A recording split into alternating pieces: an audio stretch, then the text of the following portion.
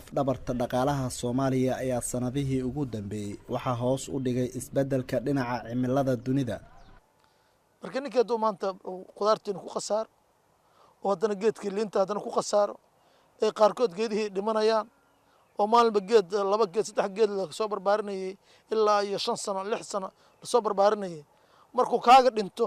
biyo la'aan ama biyo kaaga dhinto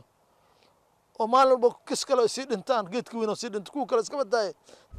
Qudaarta oo kamid ah waxyaabaha ugu muhiimsan dhinaca dhaqaalaha ayaa waxaa saameeya haddii biyo yaraan ay ku timaado webiga ama marka uu fatahaad sameeyo.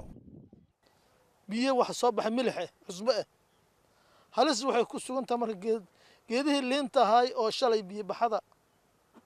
ka faa'iiday oo quruxda lahay oo maarta aad ugu barbaaray mirana soo saaray waxa dhacaysin biyo loo waayo ee biyo noqdaan cusbadaasna ee laga yaabo in geedka hoostiisa laga diyaari karo beer milix. Shucayb Maxamed Mataan ayaa sheegay in khasaaraha sanadihii ugu dambeeyay ku soo laalaabanaya beeraha gobolka in uu hoos u dhigay rajadii uu ka qabay in uu sii wado beerashada qudaarta gaar ahaan kuwa loo yaqaan cash cropska. anigu waxaan dadkii qurbaha ka soo laabtay oo hamigiisu u ahaa beer haddana wali niyadiyaan u hayaa laakiin markaa fiirsado waxyaalaha ama ay keenayaan biyahaasi ama biyo la'aan ha aato ama biyo baxa aato waxa laga yaabaa inaan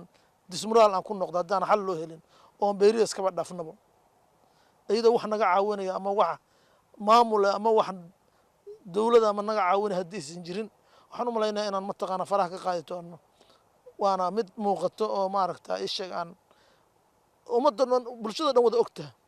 haddaba dhibaatooyinka deegaankan ka jira maamulka magaalada Beledweyne ma jira wax qorshe ah oo ay u diyaariyeen sidii wax looga qaban lahaa. marka maalin inaan ira biyan uu soo yaacay maalin aan ira biyihi mataqaana waa la'anahay nafteeda dhibaato jirto waayo oo maartay oo ummadda maartay aad caqabad uga marka waxaan leeyahay hal iskaashado ummadda waa iskaashataa in la iskaashado oo laga shaqeeyo webiga oo si biyaha ugu nabad galno markii biyo yimaadeen marka hadda aan joognane oo biyo la'aanta ay jirtane in mataqaana biyahaas la nadiifiyo oo laga bixiyo wasaqda ayaan farayaa reer Beledweyne